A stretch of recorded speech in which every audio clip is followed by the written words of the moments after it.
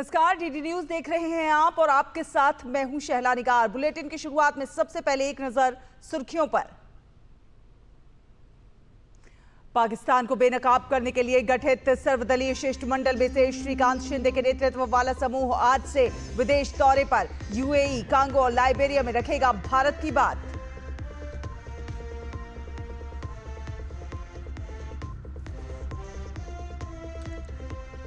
वक्फ कानून पर आज फिर सुप्रीम कोर्ट में सुनवाई। सीजेआई ने कहा अंतरिम राहत के लिए मजबूत होना चाहिए केस। आज केंद्र सरकार का पक्ष सुनेगी सर्वोच्च अदालत।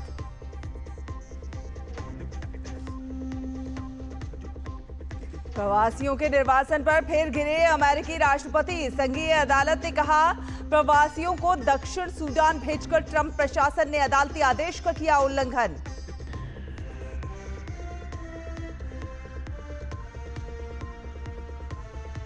आईएसएसएफ जूनियर वर्ल्ड कप में एड्रियन कर्माकर ने रजत पदक से खोला खाता। 50 मीटर राइफल प्रोन स्पर्धा में अपने पहले ही विश्व कप में किया कमाल।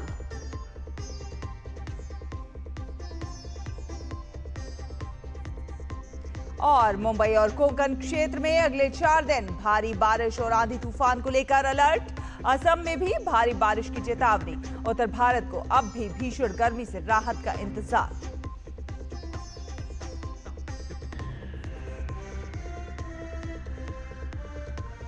तो आपको बता दें कि मोदी सरकार की पहल पर बहुदलीय प्रतिनिधि मंडल मित्र देशों में जाकर पाकिस्तान के झूठ को बेनकाब करने वाला है। शिवसेना सांसद श्रीकांत शिंदे की अगुवाई वाला दल आज से विदेश दौरे पर निकलेगा। श्रीकांत शिंदे की अगुवाई वाला ये दल संयुक्त अरब अमीरात, कांगो, लोकतांत्रिक गणराज्य, सिएरा लियोन और लाइबेरिया जाएगा। सबसे पहले ये दल संयुक्त अरब अमीरात पहुंचेगा और इसके बाद 24 मई को कांगो पहुंचेगा, 28 मई को सिएरा लियोन की यात्रा करेगा और अंत में 31 मई को लाइबेरिया पहुंचेगा। और इसी क्रम में आने वाले दिनों में अन्य दल भी विभिन्न देशों की यात्रा करेंगे। ये दल दुनिया को बताएंगे कि पाकिस्तान की सरकार आतंकवाद को संरक्षण दे रही है, तो वहां की सेना भी इस काम में लिप्त है। विदेश दौरे पर निकलने से पहले सभी 7 प्रतिनिधिमंडलों को विदेश सचिव ने सांसदों को ऑपरेशन सिंदूर और पाकिस्तान की करतूतों के बारे में विस्तार से जानकारी दी।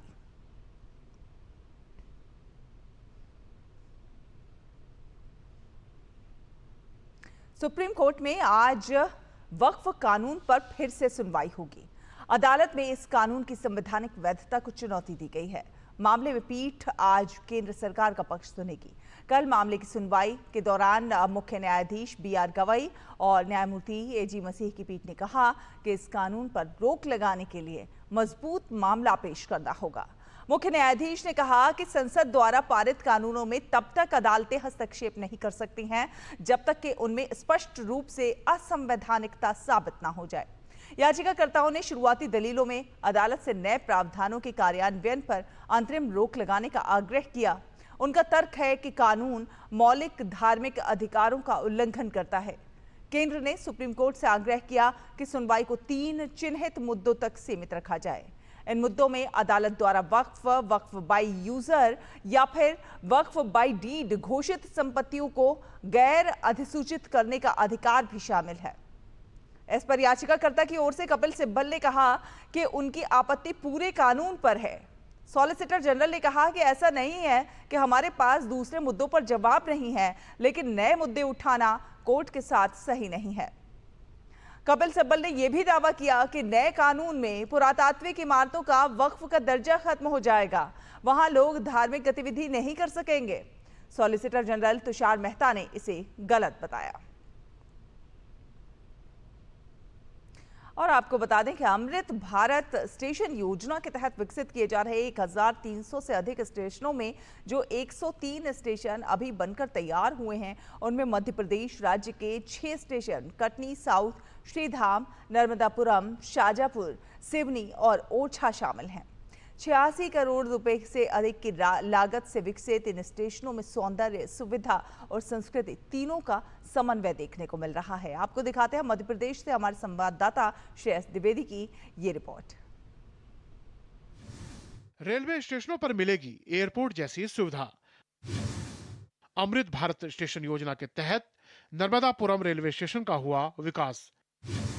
अमृत भारत स्टेशन योजना के तहत विकसित 103 स्टेशन बनकर तैयार। मध्य प्रदेश के कटनी साउथ, श्रीधाम, नर्मदापुरम, शाजापुर, सिवनी और ओरछा शामिल। मध्य प्रदेश के स्टेशनों में सौंदर्य, सुविधा और संस्कृति का समन्वय। हर स्टेशन पर मध्य प्रदेश की लोक कला, संस्कृति और परंपराओं की झलक। भारतीय रेल को देश की जीवन रेखा माना जाता है और रेलवे स्टेशन किसी भी शहर की पहचान का केंद्र होते हैं। अधिकतर स्टेशन शहर के बीचों बीच होते हैं, जहां आर्थिक, सामाजिक और सांस्कृतिक गतिविधियां दिखती हैं। इसलिए स्टेशनों का विकास केवल यात्री सुविधाओं तक सीमित नहीं रहकर उन्हें स्थानीय विरासत और पहचान से जोड़ना जरूरी है। प्रधानमंत्री नरेंद्र मोदी के नेतृत्व में भारत ने अमृतकाल में तेज विकास की दिशा पकड़ी है। उनकी प्रेरणा से भारतीय रेलवे ने 1300 से अधिक स्टेशनों के कायाकल्प की शुरुआत की है और अब 103 स्टेशनों का उद्घाटन अमृत भारत स्टेशन योजना के अंतर्गत होने जा रहा है। यह विकास की नई संस्कृति है, जिसमें शिलान्यास से उद्घाटन तक का सफर रिकॉर्ड समय में पूरा हो रहा है और इसके लिए भारतीय रेलवे सराहना की पात्र है। प्रधानमंत्री नरेंद्र मोदी 22 मई को देश भर के 103 पुनर्विकसित रेलवे स्टेशनों का उद्घाटन करेंगे। अमृत भारत योजना के अंतर्गत कटनी साउथ स्टेशन का ये उन्नयन का कार्य किया गया है, जिसमें नई सुविधाएं जैसे कि नए वेटिंग हॉल्स, नए यात्री बुकिंग ऑफिस, सर्कुलेटिंग एरिया और पूरे स्टेशन के फसाड को उन्नत तरीके से और आधुनिक सुविधाओं सहित बनाया गया है। अमृत भारत स्टेशन योजना के तहत विकसित किए जा रहे 1300 से अधिक स्टेशनों में जो 103 स्टेशन अभी बनकर तैयार हुए हैं, उनमें मध्य प्रदेश राज्य के 6 स्टेशन कटनी साउथ, श्रीधाम, नर्मदापुरम, शाजापुर, सिवनी और ओरछा शामिल हैं। 86 करोड़ के अधिक की लागत से विकसित इन स्टेशनों में सौंदर्य, सुविधा और संस्कृति तीनों का समन्वय है। इन स्टेशनों का भव्य प्रवेश द्वार, आकर्षक फसाड, हाई मास्ट लाइटिंग, आधुनिक प्रतीक्षालय, टिकट काउंटर, मॉडर्न टॉयलेट और दिव्यांगजन के लिए सुगम रैंप जैसी सुविधाएं विकसित की गई है। प्लेटफॉर्म पर शेल्टर, कोच इंडिकेशन सिस्टम और सूचना के लिए डिजिटल डिस्प्ले लगाए गए हैं। सभी सुविधाओं को दिव्यांगजन अनुकूल बनाया गया है। वहीं हर स्टेशन पर मध्य प्रदेश की लोक कला, संस्कृति और परंपराओं की झलक भी देखने को मिल रही है। पहले यहाँ कैंटीन की सुविधा अच्छी नहीं थी, अब एयर कंडीशन यहाँ एसी रूम वाली कैंटीन सुविधा मिल रही है लोगों को, और जगह जगह पानी के नल लग चुके हैं। टॉयलेट की सुविधा नहीं रहती थी, टॉयलेट की सुविधा हो गई है, और यहाँ जो स्टाफ के क्वार्टर थे उनकी भी स्थिति बहुत अच्छी सुधर गई है। वर्तमान में जो सुख सुविधा दी जा रही है, ऐसा लगता है कि होशंगाबाद नगरी को स्वर्ग बना दिया गया है। हम मोदी जी, माननीय मोदी जी के बहुत आभारी हैं। केंद्र सरकार सम्मानीय नरेंद्र मोदी साहब के द्वारा ये योजना जो चलाई गई, इससे धर्मार्थी समाज, संस्कृति और सभ्यता के लिए बहुत अच्छा एक आयाम प्राप्त हुआ है। नर्मदापुरम रेलवे स्टेशन, जिसे अब आधुनिक सुविधाओं और सांस्कृतिक पहचान के साथ नया स्वरूप प्रदान किया गया है, 26 करोड़ रुपए से अधिक की लागत से पुनर्विकसित किया गया है। यह स्टेशन नर्मदा संस्कृति और स्थानीय लोक कला पर आधारित थीम के तहत डिजाइन किया गया है, जिससे ये केवल एक यात्री ठहराव का स्थान नहीं बल्कि एक सांस्कृतिक अनुभव बन गया है। यात्रियों की सुविधाओं के लिए 3100 वर्ग मीटर क्षेत्र में सर्कुलेटिंग लाइट एरिया का सौंदर्यीकरण किया गया है और 1000 वर्ग मीटर से अधिक क्षेत्र में आधुनिक LED लाइटिंग की व्यवस्था की गई है। नर्मदापुरम स्टेशन अब सिर्फ एक रेलवे हब नहीं बल्कि मां नर्मदा की आध्यात्मिक धरा पर आधुनिक भारत की झलक प्रस्तुत करता है। अमृत स्टेशनों में आधुनिक सुविधाएं जैसे cover platform, LED lightning, digital display, उन्नत प्रतीक्षालय के साथ दिव्यांगजनों के लिए सुलभता सुनिश्चित की गई है। इन सुधारों से न सिर्फ यात्रियों को बेहतर सुविधाएं मिलेंगी बल्कि पर्यटन को बढ़ावा और स्थानीय विकास को प्रोत्साहन भी मिलेगा। Shreyas Dwivedi, DD news, Madhya Pradesh. भारतीय रेलवे को देश की जीवन रेखा माना जाता है और रेलवे स्टेशन किसी भी शहर की पहचान का केंद्र होते हैं। प्रधानमंत्री नरेंद्र मोदी के नेतृत्व में भारत ने अमृत काल में तेज विकास की दिशा पकड़ी है। प्रधानमंत्री नरेंद्र मोदी 22 मई को वर्चुअल माध्यम से देश भर के जिन 103 रेलवे स्टेशन का वर्चुअल लोकार्पण करेंगे, इनमें छत्तीसगढ़ के 5 स्टेशन भी शामिल हैं। आपको दिखाते हैं डीडी न्यूज संवाददाता सोमेश कुमार पटेल की छत्तीसगढ़ से एक खास रिपोर्ट। अमृत भारत स्टेशन योजना विकसित भारत की ओर एक महत्वपूर्ण कदम।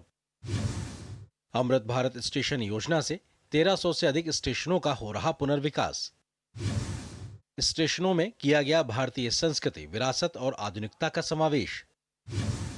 अमृत भारत स्टेशन योजना के तहत यात्रियों को मिलेगी बेहतर सुविधाएं। छत्तीसगढ़ को भी मिल रहा अमृत भारत स्टेशन योजना का लाभ। भारत सरकार की अमृत भारत स्टेशन योजना देश भर के 1300 से अधिक रेलवे स्टेशनों के आधुनिकीकरण से जुड़ी है। इन स्टेशनों को इस तरह से विकसित किया जा रहा है कि वे सिर्फ एक यात्रा का ठिकाना न बनकर रह जाएं, बल्कि अपने अपने इलाके की संस्कृति, वास्तुकला और परंपरा को दर्शाते हुए यात्रियों को एक अलग अनुभव भी दे सके।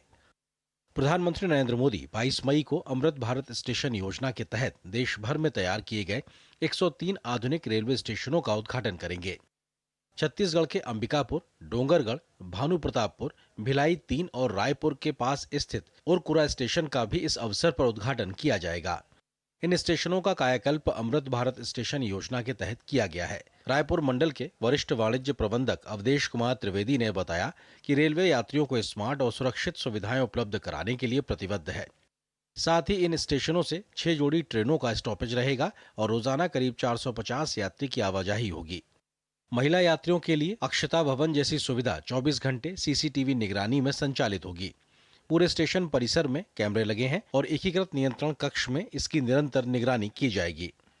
इन जो स्टेशनों का कायाकल्प किया गया है अमृत भारत स्टेशन स्कीम के तहत, इसमें इसके 3 मूल बिंदु हैं: सुविधा, संस्कृति और सशक्तिकरण। सुविधा के तहत इन स्टेशनों पर एसी वेटिंग हॉल्स, अतिरिक्त ticket counters, automatic ticket vending machines जैसी सुविधाएं मिल रही हैं। साथ ही साथ जब हम बात करते हैं संस्कृति की, तो इन तीनों स्टेशनों को जब उनका डिजाइन दोबारा तैयार किया गया, तो जो लोकल वहाँ की हमारी संस्कृति है, म्यूरल्स हैं या जो भी हमारे सांस्कृतिक प्रतिमान है, उन चीज़ों को ध्यान में रखा गया है। वहीं स्थानीय लोगों का कहना है कि पहले की तुलना में हमें रेलवे स्टेशन से ज्यादा सुविधाएं मिल रही हैं। वहीं नक्सल प्रभावित इलाके भानुप्रतापपुर में भी यात्री काफी खुश हैं। वो कह रहे हैं कि यहाँ से हमें रायपुर जाने में काफी आसानी रहेगी। मोदी जी को धन्यवाद देना चाहूँगा। हमारे यहाँ भिलाई स्टेशन में बहुत अच्छा विकास के लिए यहाँ पे हर चीज़ की बहुत अच्छी सुविधा कराई गई है। पहले जब मैं यहाँ आई थी तो इतना ज़्यादा सुविधा नहीं था, लेकिन अभी बहुत सी सुविधा हो गया है। बहुत कम था, सुरक्षा ही नहीं था पहले। अभी सीसीटीवी कैमरा लग जाने से सुरक्षा का भाव बढ़ गया है। इसके अलावा डोंगरगढ़ स्टेशन जो नागपुर मंडल में आता है और अंबिकापुर स्टेशन जो बिलासपुर मंडल के अधीन है, इनका भी लोकार्पण प्रस्तावित है। इन स्टेशनों को आधुनिक स्वरूप में एयरपोर्ट जैसी सुविधाओं के साथ विकसित किया गया है। एसी वेटिंग हॉल, सीसीटीवी निगरानी, ऑटोमेटिक टिकट वेंडिंग मशीन जैसी सुविधाएं यात्रियों के लिए यहाँ उपलब्ध कराई गई हैं। भारतीय रेलवे को देश की जीवन रेखा कहा जाता है और रेलवे स्टेशन किसी भी शहर की पहली छवि, उसकी पहचान के आईने होते हैं। प्रधानमंत्री नरेंद्र मोदी नेतृत्व में भारत में अतिकाल विकास की नई रफ्तार पकड़ी है। इसी क्रम में 22 मई को प्रधानमंत्री नरेंद्र मोदी वर्चुअल माध्यम से देश भर के 100 से अधिक रेलवे स्टेशनों का लोकार्पण करेंगे। इस ऐतिहासिक पहल में छत्तीसगढ़ में भी 5 स्टेशन शामिल हैं जो अब नए स्वरूप में यात्रियों का स्वागत करेंगे। ये स्टेशन न सिर्फ आधुनिक सुविधाओं से लैस होंगे, बल्कि क्षेत्र की प्रगति के लिए नई पहचान होंगे। Somesh Patel, DD news, Chhattisgarh. और अमृत स्टेशनों की सूची में बिहार के 33 रेलवे स्टेशन भी शामिल हैं। इसमें यात्रियों की संख्या के हिसाब से सबसे बड़ा स्टेशन पटना जंक्शन समेत 2 स्टेशन शामिल हैं। आपको दिखाते हैं बिहार से यह खास रिपोर्ट। बिहार के 2 रेलवे स्टेशन होंगे विश्व स्तरीय सुविधाओं से लैस। विकास कार्य में आधुनिक इंफ्रास्ट्रक्चर के साथ सांस्कृतिक झलक। रेलवे स्टेशनों को आधुनिक और विश्व स्तरीय बनाने के लिए योजना। स्टेशनों का कायाकल्प कर यात्रियों को मिलेगी अंतर्राष्ट्रीय स्तर की सुविधाएं। अमृत भारत योजना से बदलते बिहार को मिल रही है नई पहचान। बिहार के 33 रेलवे स्टेशनों का विकास अमृत भारत के तहत किया जा रहा है। इसमें यात्रियों की संख्या के हिसाब से सबसे बड़ा स्टेशन पटना जंक्शन भी शामिल है। इसी क्रम में प्रधानमंत्री नरेंद्र मोदी 22 मई को बिहार के 2 अमृत भारत स्टेशनों का उपहार देने जा रहे हैं। इसमें गोपालगंज जिले का थावे स्टेशन और भागलपुर का पीरपैंती जंक्शन शामिल है। अमृत भारत स्टेशन योजना के तहत थावे जंक्शन का पहला चरण का कार्य पूरा हो गया है। यात्री सुविधाओं के लिए प्लेटफॉर्म 1, 2 और 3 का विस्तार किया गया है। शेड का निर्माण, शौचालय का निर्माण, मुख्य गेट का निर्माण और 2 पहिया 4 पहिया वाहन पार्किंग का भी निर्माण कार्य पूरा हो चुका है। वहीं बुकिंग, कार्यालय और प्रतीक्षालय का नवीनीकरण किया गया है, जिससे यात्रियों को बेहतर सुविधाएं मिल रही हैं। अमृत भारत स्टेशन के तहत यहाँ निर्माण कार्य में मुख्य द्वार, सर्कुलेटिंग एरिया और पार्किंग, गाड़ी पार्किंग और प्लेटफॉर्म 1, 2, 3 का निर्माण हुआ है और स्टेशन का मॉडिफिकेशन भी हुआ है। उसके बाद हम लोग का जो वेटिंग रूम है हायर क्लास, उसका भी मॉडिफिकेशन हुआ है इसी के तहत, और फर्स्ट फेज का काम पूरा हो चुका है। इसी के लिए इसके तहत कार्य पूरा होने के उपरांत फर्स्ट फेज के लिए उद्घाटन माननीय प्रधानमंत्री जी द्वारा 22 मई को है। भारतीय रेलवे की अमृत भारत स्टेशन योजना के तहत हाल ही में पीरपैंती रेलवे स्टेशन में महत्वपूर्ण बदलाव किए गए हैं। NSG 5 श्रेणी में वर्गीकृत पीरपैंती स्टेशन पूर्व रेलवे क्षेत्र का एक महत्वपूर्ण केंद्र है, जहां यात्रियों की बढ़ती मांगों को पूरा करने के लिए आधुनिक बुनियादी ढांचे को अपग्रेड करना जरूरी था। इस व्यापक कार्य योजना में सिविल, इलेक्ट्रिकल, सिग्नलिंग, दूरसंचार, साइनेज और लिफ्टों की स्थापना के साथ 12 मीटर चौड़े फुट ओवर ब्रिज का विकास शामिल है। अमृत स्टेशन जो बन रहा है, मैं इसके लिए अपने देश के प्रधानमंत्री आदरणीय नरेंद्र मोदी जी का भरपूर प्रशंसा करता हूं। और इन्होंने जो दिया है अमृत स्टेशन के तहत आज जो विकास हुआ है, इसके लिए वह धन्यवाद के पात्र है। पूर्व में कोई सुविधा यहाँ नहीं था, यहाँ बहुत सुविधा मिल रहा है। जो यात्री शेड है, चाहे स्टेशन का सौंदर्यीकरण है, शौचालय है, ये सारी व्यवस्था यहाँ जो लागू है इस समय अमृत स्टेशन के तहत वह बन रहा है। बिहार में 33 रेलवे स्टेशनों का पुनर्विकास अमृत भारत स्टेशन के रूप में किया जा रहा है। यहाँ यात्री सुविधा के विकास के साथ सौंदर्यीकरण पर भी ध्यान दिया जा रहा है। इन स्टेशनों पर 1 स्टेशन 1 प्रोडक्ट का भी काउंटर स्थापित किया जाएगा। भारतीय रेल पिछले कई वर्षों से लगातार यात्रियों की सुविधा बढ़ाने के लिए बड़े स्तर पर काम कर रही है। इसी क्रम में अमृत भारत स्टेशन की परिकल्पना की गई थी। प्रधानमंत्री नरेंद्र मोदी थावे और पीरपैंती के रूप में 2 अमृत भारत स्टेशन की सौगात बिहार को देने वाले हैं, जिसके बाद यात्रियों की सुविधा में बड़ा विकास होगा और बिहार में ट्रेन से यात्रा करने वाले लोगों को बड़ी सुविधा मिलेगी। DD न्यूज़ से अपने सहयोगी मधेश तिवारी के साथ मधुरेश नारायण। फिलहाल एक छोटा सा ब्रेक के उस पार खबरों का सफर जारी है। आप देखते रहिए DD न्यूज़।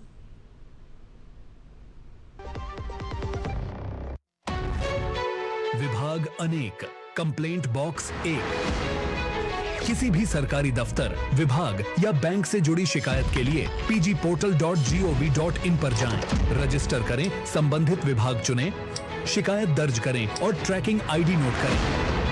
SMS या ईमेल पर एक्नॉलेजमेंट पाएं और शिकायत का जवाब सीधे मंत्रालय से प्राप्त करें। अब तक 1 करोड़ 12 लाख से अधिक भारतीयों ने भरोसा जताया। CP ग्राम्स, आपकी हर शिकायत का हल। अभी शिकायत दर्ज करें pgportal.gov.in। Good girl.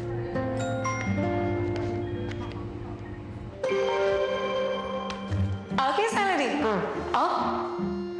नए झुमके ना, पहले बचत, पहले झुमके। सुनो, हर महीने थोड़ा बचाओ और थोड़ा निवेश करो और कुछ इमरजेंसी के लिए भी बचाओ ताकि रहो टेंशन फ्री। लेकिन झुमकों का क्या, जाते हो कि लगाओ इंजेक्शन। RBI कहता है वित्तीय समझदारी समृद्ध नारी। ब्रेक के बाद स्वागत है आपका। आप देख रहे हैं डीडी न्यूज। आपको बता दें, केंद्रीय उपभोक्ता कार्य, खाद्य और सार्वजनिक वितरण मंत्री प्रहलाद जोशी ने नई दिल्ली में डिपो दर्पण, अन्न मित्र और अन्न सहायता ऐप्स का शुभारंभ किया। ये सभी ऐप डिजिटल नवाचार के जरिए देश की खाद्य सुरक्षा को आगे बढ़ाने संबंधी सरकार के उद्देश्य को प्राप्त करने में सहायक होंगे। केंद्रीय उपभोक्ता मामले, खाद्य एवं सार्वजनिक वितरण मंत्री प्रहलाद जोशी ने नई दिल्ली में डिपो दर्पण, अन्न मित्र और अन्न सहायता ऐप लॉन्च किए। ये ऐप डिजिटल नवाचार के माध्यम से देश की खाद्य सुरक्षा को आगे बढ़ाने के सरकार के उद्देश्य से जुड़े हैं। केंद्रीय मंत्री ने कहा कि ई गवर्नेंस के एक उपकरण के रूप में ये ऐप देश के कृषि बुनियादी ढांचे और सार्वजनिक वितरण प्रणाली को आधुनिक बनाने में मदद करेंगे। उन्होंने ये भी कहा कि ये ऐप बढ़ी हुई दक्षता, सेवा गुणवत्ता, बुनियादी ढांचे और परिचालन दक्षता को बढ़ावा देंगे। ये ऐप नवीनतम तकनीक के माध्यम से पारदर्शिता और जवाबदेही की सुविधा भी प्रदान करेंगे। प्रधानमंत्री जी के नेतृत्व में जो भी हमारे पास टेक्नोलॉजी उपलब्धता है वो उपयोग करके हमारा जो पंक्ति में अंत में जो खड़े हुए हैं वो व्यक्ति को सरकार का जो वेलफेयर योजना का लाभ है वो पहुंचाना है, ये हमारा सोच है। डिपो दर्पण मोबाइल ऐप पर्यवेक्षी अधिकारियों को किसी भी समय कहीं भी गोदाम के प्रदर्शन को ट्रैक करने की अनुमति देगा, जिससे बेहतर निर्णय लेने में सहायता मिलेगी। ये स्मार्ट वेयरहाउसिंग तकनीकों, सीसीटीवी निगरानी और सेंसर के साथ एकीकृत है। दूसरी ओर अन्न सहायता ऐप अपनी तरह का पहला वॉइस और मैसेज शिकायत प्लेटफॉर्म है, जो नागरिकों को वास्तविक समय ट्रैकिंग और फीडबैक के साथ अपनी स्थानीय भाषाओं में शिकायत दर्ज करने की सुविधा भी देगा। इसके अलावा अन्न मित्र एफडीएस डीलरों, खाद्य निरीक्षकों, जिला अधिकारियों आदि के लिए राशन वितरण के लिए वास्तविक समय कमांड सेंटर के रूप में कार्य करेगा। ये मासिक बिक्री, निरीक्षण रिपोर्ट और सरकारी अपडेट के बारे में भी जानकारी प्रदान करेगा। आज का ये अवसर जहाँ पर हम डिपो दर्पण, अन्न मित्र और अन्न सहायता जैसे 3 महत्वपूर्ण पहलों को शुभारंभ जो कर रहे हैं, ये केवल तकनीकी प्रगति का परिचायक ही नहीं है, बल्कि ये नए भारत की उस सोच को दर्शाता है जो माननीय प्रधानमंत्री आदरणीय नरेंद्र मोदी के डिजिटल इंडिया, आत्मनिर्भर और सबका साथ सबका विकास के विजन पर आधारित है। कार्यक्रम में विभिन्न संबंधित विभागों के देश भर से आए प्रतिनिधि शामिल हुए। साथ ही उत्कृष्ट कार्य करने वालों को सम्मानित भी किया गया। देश में अनाज का बम्पर उत्पादन होता है, लेकिन इसका भंडारण एक बड़ी समस्या होती है और बहुत बड़ी मात्रा में कई बार अनाज खराब होता है। सरकार की कोशिश है कि अनाज का एक दाना भी बर्बाद ना हो और इसके लिए तमाम स्तर पर प्रयास किए जा रहे हैं। तकनीक का उपयोग करके अब भंडारण से लेकर वितरण तक की पूरी व्यवस्था को पारदर्शी बनाने के साथ साथ और सुरक्षित और मजबूत किया जा रहा है। कैमरामैन आनंद कश्यप के साथ अजीत द्विवेदी, डीडी न्यूज, दिल्ली। और बात करें मौसम की, तो मौसम विभाग ने मुंबई और कोंकण क्षेत्र में अगले 4 दिन तक गरज के साथ तेज आंधी बारिश का येलो अलर्ट जारी किया है। महाराष्ट्र के रत्नागिरी, सिंधुदुर्ग में मध्यम से भारी वर्षा हो सकती है। कोंकण और गोवा जैसे तटीय क्षेत्रों के साथ ही गुजरात के कई जिलों में भी मध्यम से तेज बारिश का अलर्ट जारी किया गया है। इसके अलावा पश्चिम बंगाल के बांकुरा, झारग्राम, पश्चिम मेदिनीपुर में भी तेज बारिश के साथ साथ बिजली गिरने और तूफानी हवा के लिए रेड अलर्ट जारी है।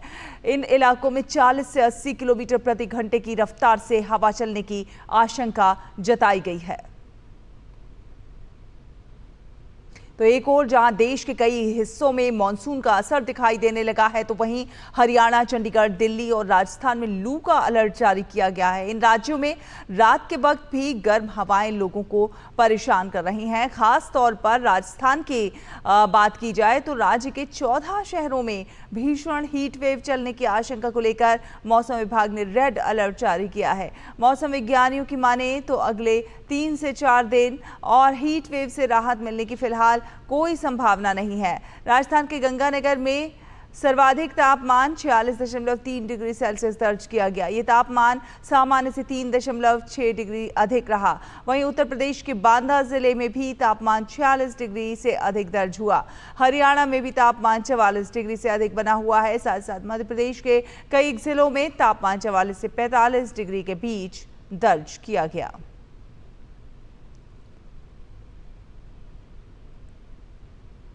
और आपको बता दें कि 78वें कान फिल्म महोत्सव में भारत पवेलियन में स्पेनिश फिल्म प्रतिनिधिमंडल ने दौरा किया और भारतीय फिल्म उद्योग के साथ सहयोग की संभावनाओं पर चर्चा की। आप देखिए ये रिपोर्ट और हमें और हमारी पूरी टीम को दीजिए अनुमति। नमस्कार।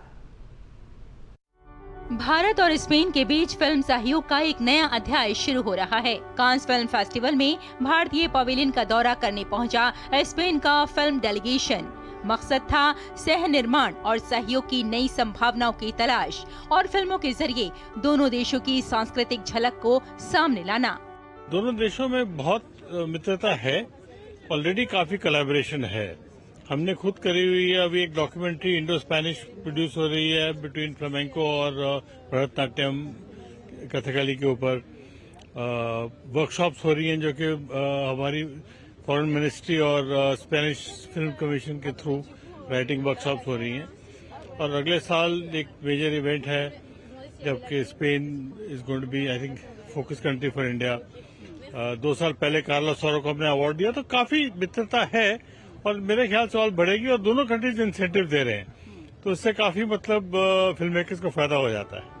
दोनों देशों ने साथ मिलकर काम करने की गहरी रुचि दिखाई और भारतीय सिनेमा की विविधता और वैश्विक अपील को सराहा। The co-production is one of the key elements for the good relationship on cinematography affairs, in cinematography and visual affairs. We have a bilateral agreement of 2012, but we would like to refresh and to update because we will have the best position for the development of co-production between India and Spain. It was a great opportunity to talk about what can we do to become partners, to do more for our common industries, and to promote, of course, our cultures.